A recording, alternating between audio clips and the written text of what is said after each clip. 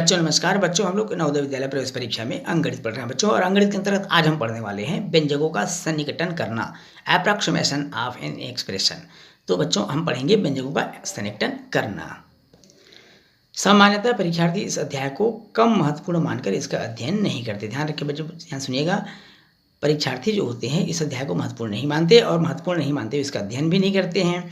किंतु नवोदय विद्यालय प्रवेश परीक्षा में अधिकांश वर्षों से सन्निकटन से संबंधित प्रश्न पूछे जा रहे हैं। अतः परीक्षार्थी इस अध्याय का अध्ययन गहनता से करें। आपको ये नहीं मालूम बच्चों कि इसमें से नहीं पूछा जाता, ऐसा करके हमें इस अध्याय को छोड़ना नहीं है। इस अध्याय के अंतर्गत निम्नलिखित बिंदुओं के आधार पर प्रश्न पूछे जाते हैं, बिंदु प्रकार, इसलिए इन बिंदुओं के प्रकारों को अच्छे से अध्ययन आपको करना है। पहला है बच्चों संख्याओं का सन्निकटन ज्ञात करना। दूसरा है दशमलव संख्या का सन्निकटन ज्ञात करना।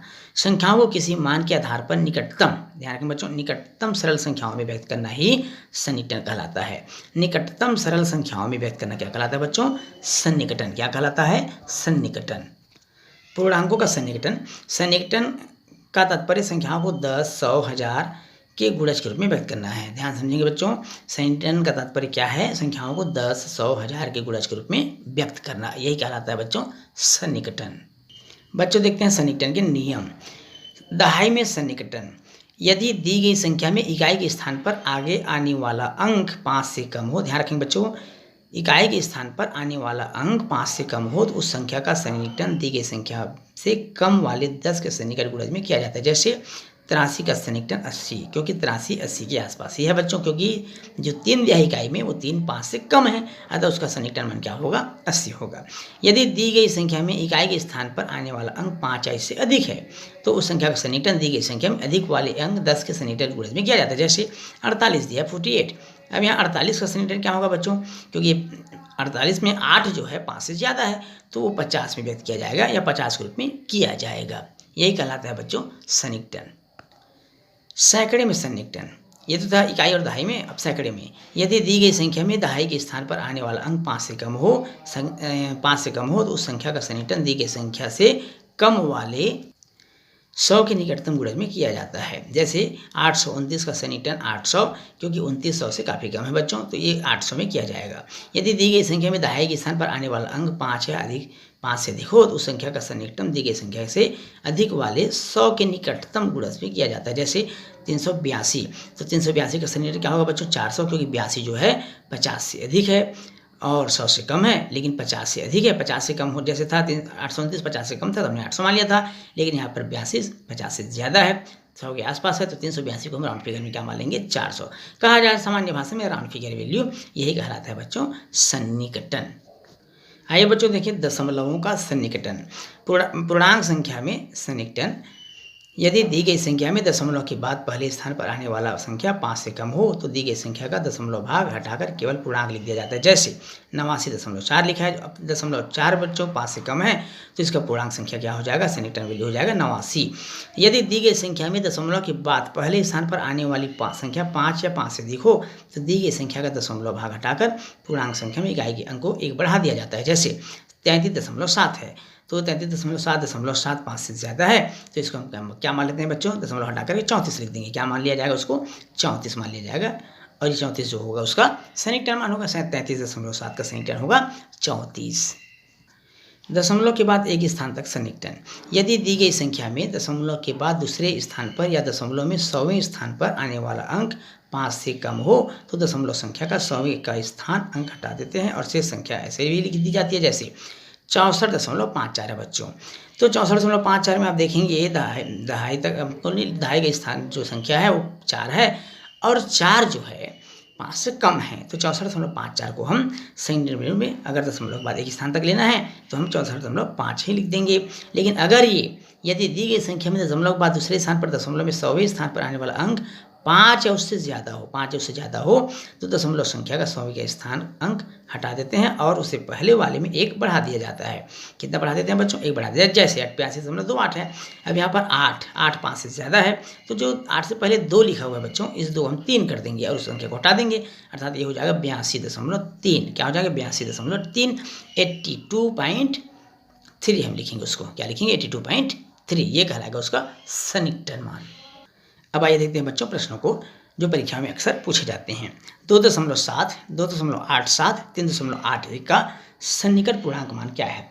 इसका सन्निकट, तो सन्निकट मालूम करने के लिए क्या करेंगे बच्चों, सबसे पहले इनको जोड़ देंगे, हम इसका टोटल मालूम कर लेंगे। इन सबको जोड़ेंगे तो जोड़ने से हमको मिलेगा 9.38। क्या मिलेगा बच्चों? 9.38। अगर हम 8 को हटाएंगे या आप देखेंगे ये 100वें स्थान तक 38 जो है 50 से कम है, तो इसको हम राउंड फिगर में क्या मान लेंगे बच्चों? 9। क्या मान लेंगे? 9। अर्थात हमारा जो ऑप्शन 2 है बिल्कुल सही होगा। तो 9.38 का सन्निकटन होगा 9। कितना होगा? 9। 33.33 34 धन 38.51 ऋण 35.43 का सन्निकट पूर्णांक मान क्या होगा? तो सबसे पहले हम क्या करेंगे, जितने धनात्मक मान उसको पहले जोड़ लेंगे बच्चों। 33.33 34 और 38.51 को जोड़ करके 35.83 को घटा देंगे। घटाने के बाद जो हमको संख्या प्राप्त होगी वो प्राप्त होगी 70.41। 70.41 प्राप्त होगी। अभी 70.41 में देखेंगे इसका सन्निकटन क्या है। तो 70.41 में ऑप्शन दिया हुआ है 70, 71, 69 और 72। तो निश्चित रूप से इसका सन्निकटन होगा 70, क्योंकि ऑप्शन में जो 0.41 है 50 से कम है। अगला है 83.985 धन 9.832 ऋण 4.876 का दशमलव में के 2 अंकों तक हमको शुद्धमान मालूम करना है। तो सबसे पहले क्या करेंगे, हम 83.985 को जोड़ देंगे 9.832 के साथ, और जोड़ने के बाद जो आंसर आएगा उसमें 4.876 को घटा देंगे। ऐसा करने से हमको 88.950 प्राप्त होगा।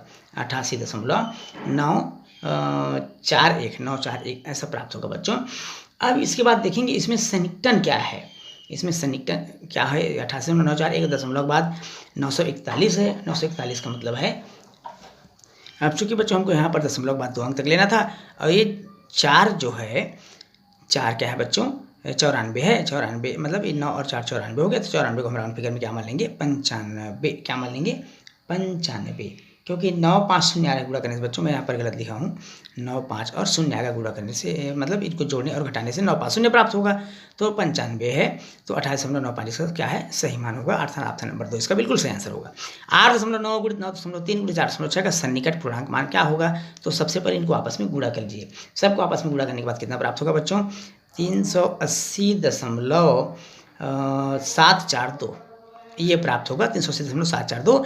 अब 380.742, अब देखिए 7 और 4 के बाद 2 है जो छोटा है 5 से, तो इसको हम 2 अंकों तक लेंगे। यहाँ पर सन्निकटन पूर्णांक मान है और ऑप्शन में केवल दशमलव के पहले का दिया हुआ है, तो दशमलव के बाद देखेंगे 742, जो 742 मतलब है जो दशमलव बाद 7 है, इस पर हम नजर करेंगे। तो दशमलव बाद 7 है मतलब 5 से ज़्यादा है, तो 0 में 1 जोड़ देंगे अर्थात 381। इसका सन्निकटन मान हो जाएगा 381, जो बिल्कुल सही आंसर होगा। अब आते हैं बच्चों अगला प्रश्न। अगला प्रश्न में दिया हुआ है 24.5 गुणित 3.9 गुणित 4.5 का निकटतम पूर्णांक मान क्या होगा? तो सबसे पहले इनको हम गुणा करेंगे बच्चों। गुणा करने के बाद हमको प्राप्त हो जाएगा 429.975। 429.975 ये गुणा करने से हमको प्राप्त होगा। अब देखेंगे बच्चों दशमलव के बाद, इसमें कोई ऑप्शन में दशमलव बाद की संख्या नहीं लिखी है, केवल पूर्णांकों को लिखा है, निकटतम पूर्णांक मान को लिखा है। तो यहाँ पर देखेंगे दशमलव बाद 9 है, निश्चित रूप से 5 से ज़्यादा है, तो 29 में 1 जोड़ देंगे तो 30 हो जाएगा, अर्थात 430 हमको प्राप्त हो जाएगी, जो ऑप्शन नंबर 3 में दिया हुआ है 430। 333 के 14% का दशमलव के 1 अंक तक शुद्ध मान। तो सबसे पहले हम 334 का कितना परसेंट मालूम कर लेंगे बच्चों? 333 का 14%। 333 का 14% निकालेंगे तो 46.62 प्राप्त होगा। 46.62 प्राप्त होगा। अब दशमलव के बाद 6 है जो 1 ज़्यादा अर्थात 5 से ज़्यादा है, तो हम 46 को हम क्या मानेंगे राउंड फिगर में? या तो 46.6 लिखेंगे या 47, जो कि ऑप्शन में 46 के साथ दिया हुआ है। तो 64 और 64 तो आएगा नहीं, 46.6 और 46.5, तो सही आंसर होगा 46.6, अर्थात ऑप्शन नंबर 1 इसका सही आंसर होगा। अब यहाँ देखिए बच्चों प्रश्न में 385 भागित 25 का निकटतम पूर्णांक मान पूछा है, अर्थात 385 को 25 से पहले भाग करेंगे। 385 को अगर हम 25 से भाग करते हैं बच्चों तो हमको मिलेगा 15.4। कितना मिलेगा बच्चों? 15.4। अब 15.4 में दशमलव बाद संख्या दिया 5 से कम है, अर्थात हम राउंड फिगर में केवल क्या मान लेंगे? 15 मान लेंगे, अर्थात सन्निकटन मान हो जाएगा 15, जो ऑप्शन नंबर 4 में दिया हुआ। तो ऑप्शन 4 इसका बिल्कुल सही आंसर होगा। अब चलते हैं बच्चों अगला प्रश्न है 246.0896 का दशमलव के 2 स्थानों तक शुद्ध मान।